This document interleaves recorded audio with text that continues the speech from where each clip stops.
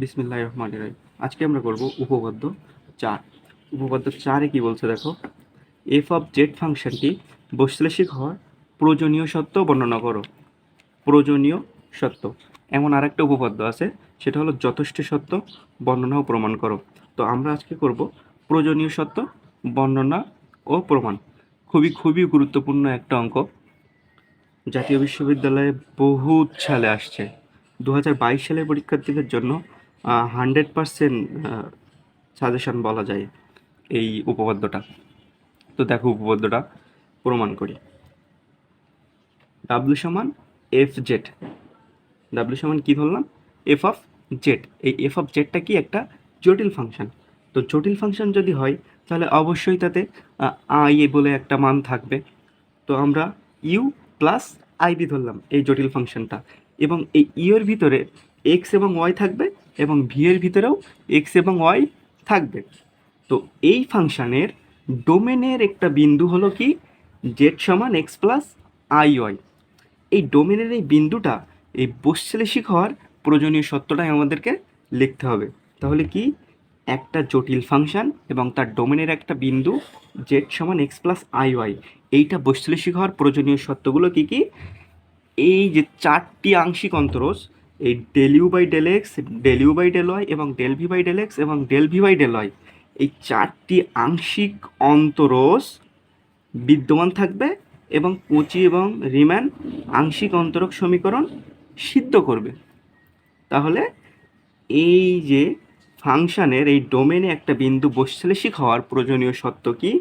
এই ফাংশনটার ভিতরে চারটি আংশিক অন্তরজ বিদ্যমান থাকবে এবং কচি রিমান অন্তরক সমীকরণকে সিদ্ধ করবে। কচি রিমান অন্তরক সমীকরণটা কি? Del u by del x সমান del v by del y এবং del u by del y সমান minus del v by del x. তাহলে আমরা ক্লিয়ার হলাম যে কি কি করতে হবে। চারটা মান বিদ্যমান থাকবে এবং একটা সমীকরণকে সিদ্ধ করবে। তাহলেই এই ফাংশানে জেড সমান এক্স প্লাস আই ওয়াই এই ডোমেনের এই বিন্দুটা বৈশ্লেষিক হবে। তো দেখো প্রমাণে, দেখো এটা আমাদের বর্ণনা গেল। তো প্রমাণে দেখো, প্রমাণে কি বলছে?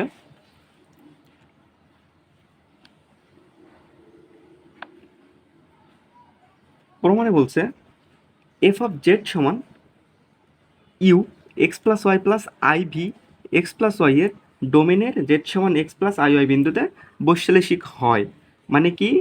এই ফাংশনটার জেড সমান এক্স প্লাস আই ওয়াই, এই যে ডোমেনের বিন্দু, এই বিন্দুটা বৈশ্লেষিক হয়।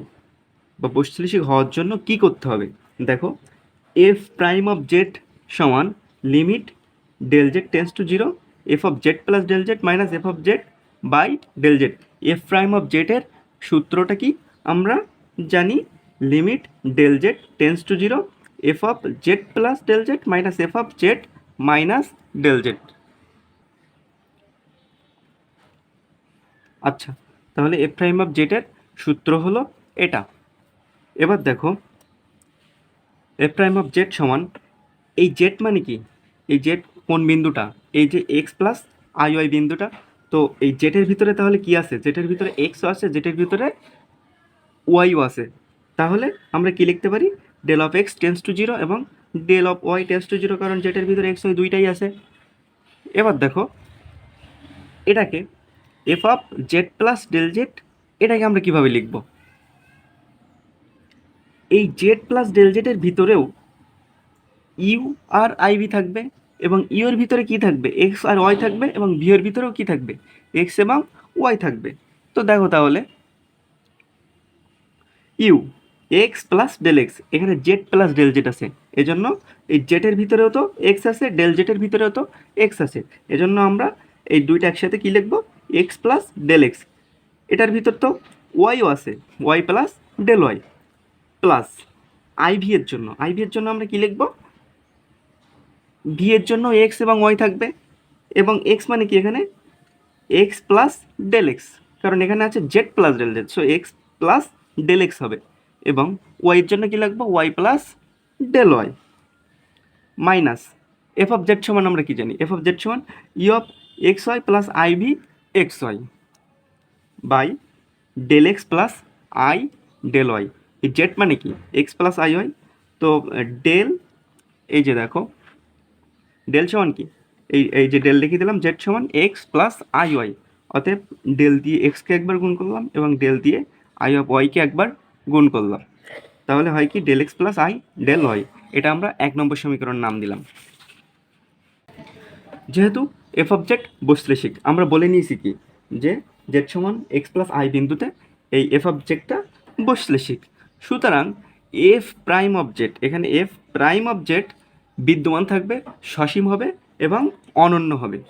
যদি এফ অফ জেডটা বৈশ্লেষিক হয় আমাদের কথা মতো, তাহলে এফ প্রাইম অফ জেডটা কী হবে, বিদ্যমান থাকবে, সসীম হবে এবং অনন্য হবে। এবং এই যে বিন্দুটা আমরা ধরে নিয়েছিলাম del of z tends to zero বরাবর পথের ওপর নির্ভরশীল থাকবে না। যদি বৈশ্লেষিক হয় তাহলে এফ প্রাইম অফ জেড বিদ্যমান, সসীম, অনন্য এবং del z tends to zero বরাবর পথের ওপর নির্ভরশীল থাকবে না। এখন দুটি ক্ষেত্র বিবেচনা করি। দেখো ক্ষেত্র দুটো কি, ক্ষেত্র দুটো একবার বাস্তবক্ষ বরাবর ধরবো এবং একবার কাল্পনিক পক্ষ বরাবর ধরবো। বাস্তবক্ষ মানে কি, বাস্তবক্ষ মানে হলো এক্স অক্ষ বরাবর। তো এক্স অক্ষ বরাবর ডেল ওয়াই সমান জিরো। এক্স অক্ষের সমীকরণ আমরা কি জানি, এক্স অক্ষের সমীকরণ ওয়াই সমান জিরো। এই যে এমন না, এই যে এক্স অক্ষের সমীকরণ কি, এই যে এক্স অক্ষে ওয়াই এর কোনো মান থাকবে না, মানে কি ওয়াই সমান জিরো, এদিকে কোনো যাবেই না। এইটাই হলো এক্স অক্ষের সমীকরণ। আর ওয়াই অক্ষের সমীকরণে কী হবে, ওয়াই অক্ষের সমীকরণে এই এক্স কোনো দিক যাবে না, এক্সের মান এই জিরো, মানে মূল বিন্দুতেই থাকবে। মূল বিন্দুতেই থাকলে তাহলে তখন কী হবে, এইটা হবে ওয়াই অক্ষের সমীকরণ। ওয়াই অক্ষের সমীকরণে এক্স সমান জিরো আর এক্স অক্ষের সমীকরণে ওয়াই সমান জিরো। তাহলে ডেল ওয়াই সমান জিরো এবং del x tends to zero. Tends to zero মানে কি, জিরো না কিন্তু জিরোর খুবই কাছাকাছি একটা মান। তো এই ডেল ওয়াই সমান জিরো এবং del x tends to zero, এটা আমরা 1 নম্বর সমীকরণে বসাবো। এই যে একটু আগে আমরা যেটা 1 নম্বর সমীকরণ দিলাম, তো 1 নম্বর সমীকরণে কী আছে দেখো, কী ছিল, এফ প্রাইম অফ জেড সমান limit del x tends to zero এবং del y tends to zero ছিল। তো তাহলে এই del x tends to zero এবং ডেল ওয়াই সমান আমরা কী ধরেছি, জিরো ধরেছি। তো এই জন্য ডেল ওয়াইটা এখানে আর থাকলো না, কারণ এটা সমান তো জিরো। তারপরে ছিল u x plus del x, x plus del x থাকলো, আবার ছিল ওয়াই প্লাস ডেল ওয়াই সমান কি জিরো, অতএব ওয়াই প্লাস ডেল ওয়াই ওখানে জিরো হয়ে যাচ্ছে, তাহলে শুধু থাকতেছে y plus i v x plus del x, আবার কী ছিল, ওয়াই প্লাস ডেল ওয়াই ছিল, তাহলে ডেল ওয়াই সমান জিরো, শুধু থাকতেছে y minus u x of y minus i v x y, মানে এইটার আগে টোটাল মাইনাস, এটা ব্র্যাকেট দেওয়া ছিল, তো মাইনাসটা তুলে আমরা, এই ব্র্যাকেটটা তুলে আমরা দুই সাইডে মাইনাস দিয়ে গুণ করে দিলাম। আর নিচে কি থাকতেছে, ডেল এক্স, এবং এর সাথে কি ছিল, del x plus del y মানে তো জিরো, তাহলে ওটা জিরো হয়ে যাচ্ছে, শুধু থাকতেছে ডেল এক্স। এবার দেখো limit del x tends to zero, এই যে ইউগুলো, এই একটা ইউ আর এই একটা ইউ, এই ইউগুলো আমরা একসাথে করব। তো একসাথে করব কিভাবে, u x plus del x আর y minus u x y, নিচে কি আছে ডেল এক্স প্লাস এই যে আইভি আর এই আইভি, এই প্লাস আইভি আর মাইনাস আইভি, এই দুটো আবার একসাথে লিখব। এবং একসাথে লিখতে গেলে আগে কি কমন নিলাম, প্লাস কমন নিলাম। প্লাস কমন নিলে আইভি, তাহলে আইভি কমন নিতে হবে, এই যে আই এই যে ভি। তো আমরা এখান থেকে দুইটা থেকে শুধু আই নিলাম, বাইরে নিলাম, নিয়ে লিমিট দিলাম del x tends to zero, v x plus del x y minus এই যে মাইনাস ভি এক্স ওয়াই, নিচে কি ডেল এক্স। দেখো পরবর্তী লাইনে যদি আবার ফিরে যাইতে চাই, তাহলে এই লিমিট থাকলো, এই যে plus i v x del x y, এই প্লাস এই মাইনাস এই আই এই ভি, এই i v x y by del x. আশা করি বুঝতে পারছো। এবার দেখো এফ প্রাইম অফ জেড সমান, এটা কি ইউ এর ফাংশন এবং সেটা কি দিয়ে ভাগ হয়েছে, ডেল এক্স দিয়ে, তাহলে আমরা এটাকে কি লিখতে পারি, del of u by del x plus এই যে আই, এই আই এটা কি কিসের ফাংশন? ভি এর ফাংশন। তাহলে আমরা এটা কি লিখতে পারি? Del of v by del of x. এটাকে আমরা দিলাম 2 নম্বর সমীকরণ। তো আমাদের ক্ষেত্র 1-এর কাজ শেষ হয়ে গেল। ক্ষেত্র 2-তে কি বলছে এবার দেখো। ক্ষেত্র 2-এর জন্য আমরা ক্ষেত্র 1-এর জন্য বাস্তবক্ষ বরাবর নিয়েছিলাম। এবার আমরা নিব কাল্পনিক অক্ষ। কাল্পনিক অক্ষ মানে কি? ওয়াই অক্ষ। তো ওয়াই অক্ষ বরাবর কি? ডেল এক্স সমান 0 এবং ডেল ওয়াই টেন্স টু 0। তাহলে আবার এই যে ডেল এক্স সমান 0 এবং ডেল ওয়াই টেন্স টু 0, এটা 1 নম্বরে বসাই দিলাম। 1 নম্বরে বসাই দিলে কি থাকলো? Limit del y tends to 0, কারণ ডেল এক্স সমান 0 কিন্তু এখন, সো এটা আর বসবে না। U x plus del x, del এক্সের মান 0, তাহলে থাকতেছে কি? শুধু এক্স। ওয়াই পরিবর্তন হবে না, y plus del y plus i v x plus del x, del x সমান 0, শুধু থাকতেছে x, y plus del y থাকলো minus u x y minus i v x y. নিচে কি থাকবে? আই ডেল ওয়াই, কারণ কি? ডেল এক্স সমান 0, তাহলে শুধু থাকতেছে আই ডেল ওয়াই। আবার সেম কাজটা করব আমরা, ইউগুলোকে একসাথে করব, ভিগুলোকে একসাথে করব। এই যে দুই সাইডে লিমিট নিলাম, এই সাইডে লিমিট নিলাম, limit del y tends to 0 u x y plus del y. আবার এই যে ইউ, এই যে মাইনাস ইউ এক্স ওয়াই, আর নিচে কি থাকবে? আই ডেল ওয়াই প্লাস, আবার লিমিট নিলাম, লিমিট নিয়ে এখানে কি আছে? I v. তো দেখো আই, এই যে v x y plus del y, এই যে মাইনাস ভি এক্স ওয়াই, নিচে কি থাকলো? I del y. এবার একটা জিনিস দেখো, এইখানে আই আছে, এইখানে আই আছে, তো এই আর এই আই কেটে যাবে, কিন্তু এই জায়গায় কিন্তু 1 আছে ধরে নাও, আর নিচে কিন্তু একটা আই আছে। তো আমরা এই 1/i লিখলাম, এটা ইউ এর ফাংশন, এই জন্য ডেল ইউ, আর নিচে এটা কিসের ফাংশন? ডেল ওয়াই এর ফাংশন, এই জন্য আমরা কী লিখলাম? ডেল ওয়াই প্লাস এই তো কাটা গেল, এখানে এটা কিসের ফাংশন? ভি এর ফাংশন, এই জন্য আমরা কী লিখলাম? ডেল ভি, আর নিচে কি? এটা ওয়াই, ওয়াই এর ফাংশন, তাহলে কি? Del Y.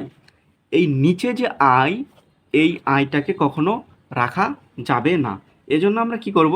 উপরে একটা আই গুণ করব, নিচেও একটা আই গুণ করব। তাহলে এই উপরের আই আর নিচের আই যদি কাটাকাটি যায়, তাহলে আমরা কিন্তু কিছুই করি নাই, বাট আমরা অঙ্কের প্রসেসিংয়ের জন্য এটা করতে হবে।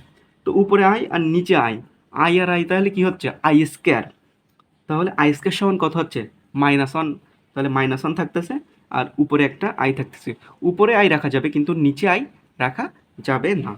তো del y by del u by del y plus del v by del y সমান, এই যে আই স্কোয়ারের জন্য -1 আর উপরে আই থাকতেছে, তাহলে minus i del u by del y plus del v by del y. এটা আমরা কয় নম্বর সমীকরণ দিলাম? 3 নম্বর সমীকরণ। এবার দেখো, যেহেতু এফ অবজেক্ট বৈশ্লেষিক, সুতরাং এফ প্রাইম অবজেক্ট বিদ্যমান এবং উপরের 2 ও 3 হতে প্রাপ্ত মান অনন্য। যেহেতু এফ অবজেক্ট বৈশ্লেষিক, তাহলে আমরা উপরেই বলেছিলাম কি? এফ প্রাইম অবজেক্ট বিদ্যমান, এফ প্রাইম অবজেক্ট অনন্য এবং এফ প্রাইম অবজেক্ট সসীম, এই 3টা কথা আমরা বলছিলাম। তো তাহলে এবার দেখো, উপরের 2 আর 3 হতে কি কি মান পাইলাম? একটা পাইলাম ক্ষেত্র অন থেকে পাইলাম কি? Del u by del x plus i del v by del x, এবং ক্ষেত্র 2 থেকে পাইলাম কি? Minus i del u by del y plus del v by del y. এইটা ক্ষেত্র 1 থেকে পাইছি, এটা ক্ষেত্র 2 থেকে পাইছি। তো এইবার এটা থেকে বাস্তব অংশ সমীকৃত করব এবং অবাস্তব অংশ সমীকৃত করব। বাস্তব অংশ কোনটা? এই যে আই ছাড়া যে অংশটা, সেটা বাস্তব, del u by del x, আর সমানের এই সাইডে বাস্তব অংশ কোনটা? Del v by del y. অতএব তাইলে আমরা del u by del x সমান del v by del y লিখতে পারি। অবাস্তব অংশ কোনটা? এই আই সহ যেটা, এটাই আই এর সহ কী আছে? Del v by del x, আর এটাই আই এর সহ কী আছে? Minus del u by del y. অতএব আমরা একটু সাজাই লিখলাম, del u by del x সমান del v by del y, এবং এইটাকে এই উভয় পক্ষে মাইনাস দ্বারা গুণ করলাম। মাইনাস দ্বারা গুণ করলে কী হয়ে যাচ্ছে? এই মাইনাস দ্বারা গুণ করলে এই সাইডে এই যে মাইনাসটা, এই মাইনাসটা উঠে যাচ্ছে, প্লাস হয়ে যাচ্ছে, আর এই সাইডে একটা কি আসতেছে? মাইনাস আসতেছে। আমরা তার শুধু একটু সাজাই লিখলাম। অতএব এইটাকে আমরা কি বলতে পারি? কচি-রিমান সমীকরণ। কচি-রিমান সমীকরণ মানে কি? Del u by del x সমান del v by del y, এবং del u by del y সমান minus del v by del x. এটাকে আমরা কি বলতে পারি? কচি-রিমান সমীকরণ বলতে পারি। তাহলে কি আমাদের চারটা অন্তরজ বিদ্যমান থাকলো ও রীমান সমীকরণকে সিদ্ধ করলো। অতএব এই উপপাদ্যটা প্রমাণিত। আজকে এ পর্যন্তই, সকলকে ধন্যবাদ।